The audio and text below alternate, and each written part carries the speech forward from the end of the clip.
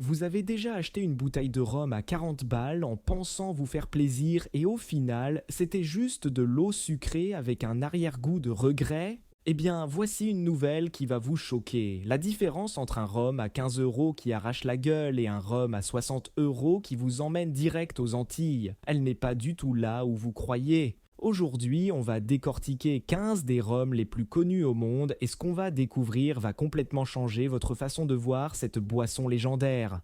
On classe 15 marques de rhum mythiques, du plus immonde au plus divin. Ce classement se base sur les notes des experts, les méthodes de fabrication, les avis des professionnels et surtout la réalité du goût. À la fin de cette vidéo, vous saurez exactement quelles bouteilles fuir comme la peste, lesquelles offrent un rapport qualité-prix de dingue, et surtout quels rhums les distillateurs boivent en cachette mais ne recommandent jamais aux débutants. Alors sortez vos verres, ça va être épique.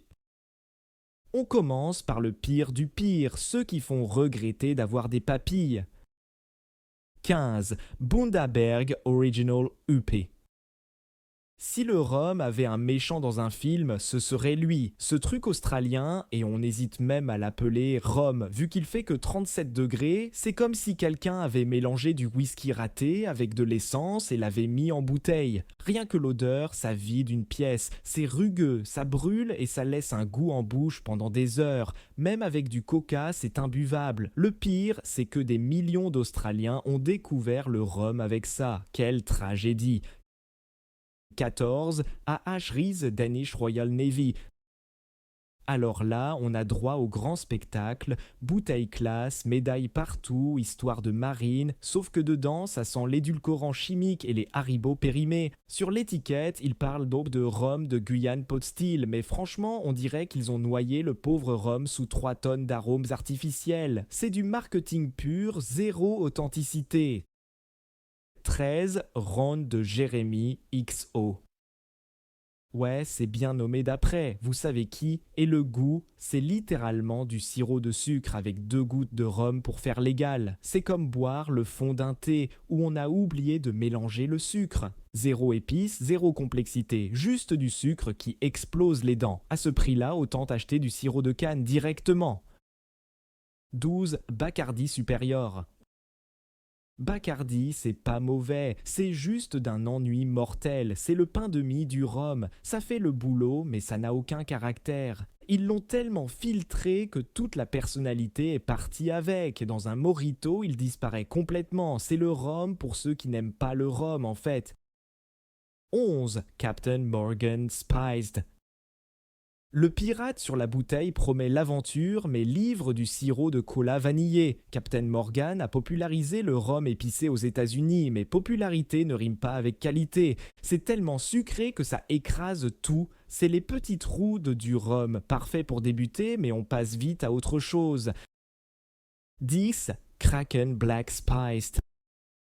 La bouteille noire avec les tentacules, ça en jette, mais le contenu, c'est du sirop de mélasse déguisé en rhum, épais, collant, sucré à mort. Ils ont mis tellement d'épices et de sucre que l'équilibre a disparu. C'est comme un plat où le cuisinier a vidé toute l'armoire à épices en pensant que plus égale mieux.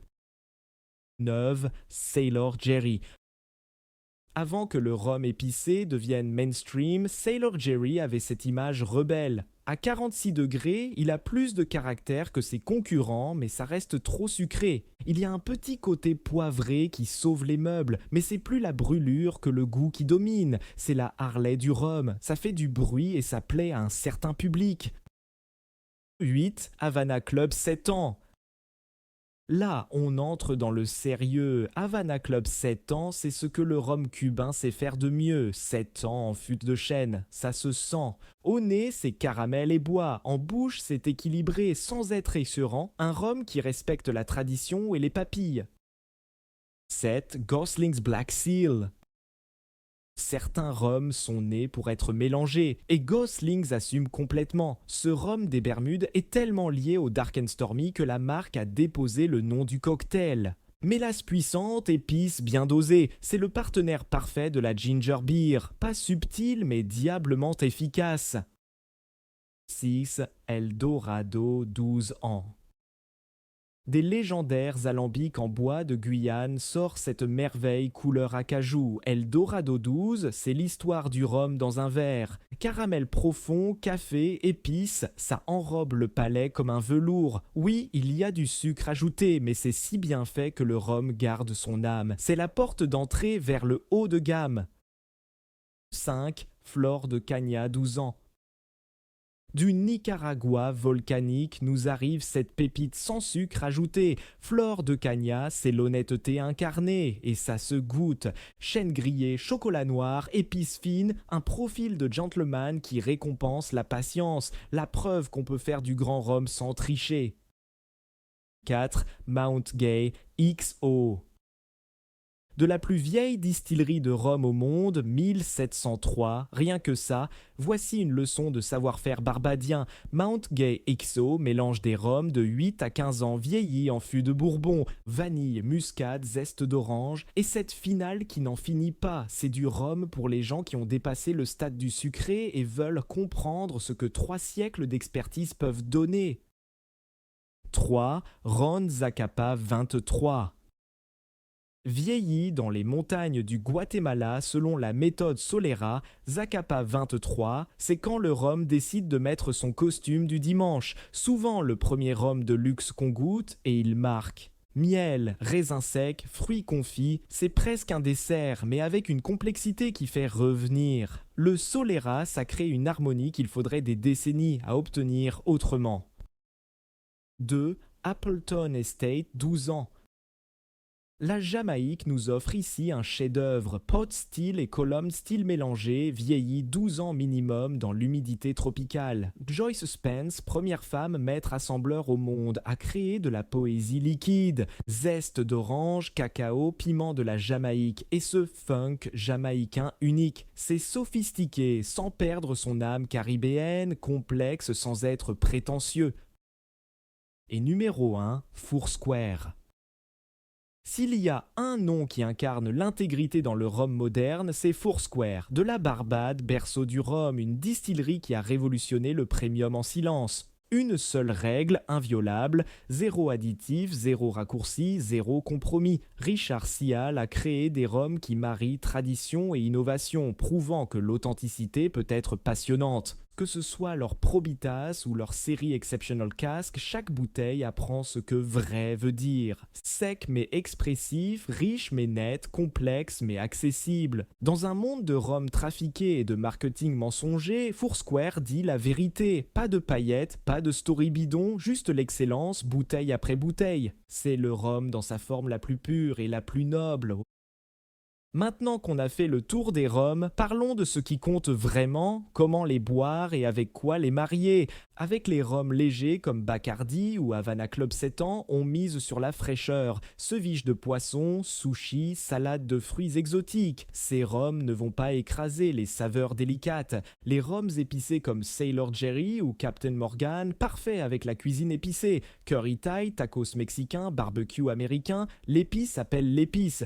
Pour les rhums ambrés type Eldorado ou Zacapa, on sort le grand jeu, magret de canard aux fruits, tarte tatin, fromages affinés. Ces rhums ont la personnalité pour tenir tête aux saveurs puissantes. Et les rhums premium comme Foursquare ou Appleton, là c'est cigares cubains et chocolat noir 70%. Ou alors on les boit purs en fin de repas, point final.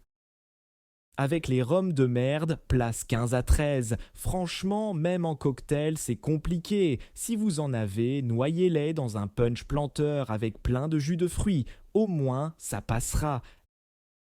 Les rhums moyens, place 12 à 9, brillent dans les classiques simples. Bacardi, Mojito évidemment ou Cuba Libre. Captain Morgan, rhum coca avec une rondelle de citron vert. Kraken, Dark and Stormy, mais attention au dosage. Les bons rhums, place 8 à 5, méritent des cocktails plus travaillés. Havana Club, 7, daiquiri classique, 6 centilitres de rhum, 2 centilitres de citron vert et 1 centilitre de sirop de canne. Gosling's The Dark and Stormy authentique avec leur ginger beer. Eldorado 12, Old Fashioned au rhum avec un zeste d'orange. L'élite, place 4 à 2, se boit surtout pur, mais quelques exceptions. Mount Gay XO, rhum sourd avec blanc d'œuf et angostura. Zacapa 23, on n'y touche pas, pur avec un glaçon max. Appleton 12, T-Punch martiniquais, juste citron vert et sirop de canne. Et Foursquare, on le respecte, on le boit pur, point. C'est un crime de le mélanger. Voilà le verdict. Du pire cauchemar liquide aux pépites absolues, ces 15 rhums racontent toute l'histoire de cette boisson mythique. La leçon, le prix ne fait pas tout et les rhums les plus honnêtes sont souvent les plus bavards. Mais voici le plus important. Le meilleur rhum, c'est celui que vous aimez. Que ce soit une bouteille à 20 € qui rappelle les vacances ou un flacon à 200 € qui fait méditer sur l'art de vivre. Alors, votre chouchou dans cette liste, le classement vous surprend? Balancez tout en commentaire. Tous les avis sont lus et vos suggestions deviennent souvent les prochaines vidéos. À bientôt les amis et n'oubliez pas, la vie est trop courte pour boire du mauvais rhum.